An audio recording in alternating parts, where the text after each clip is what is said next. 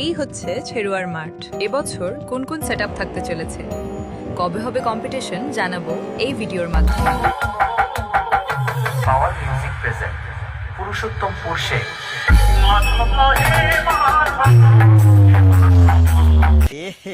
रहा नहीं जाता तड़प ही ऐसी है ना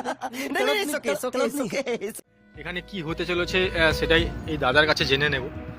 তো দাদা, এবছর কম্পিটিশনটা কি 5 তারিখে হবে?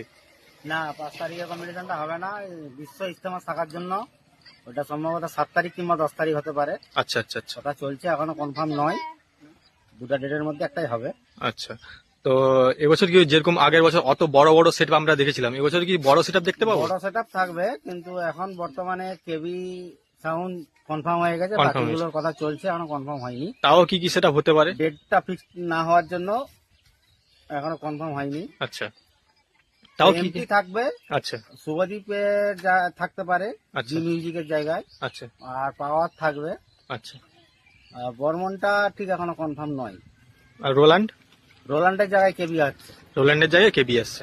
আর পাওয়ার মিউজিক থাকছে, পাওয়ার মিউজিক থাকবে, আর শুভদীপ আসছে এবছর। জি মিউজিকের জায়গায় শুভদীপ থাকবে। আচ্ছা, এমটি মিউজিক এমপি মিউজিকও থাকবে। থাকবে।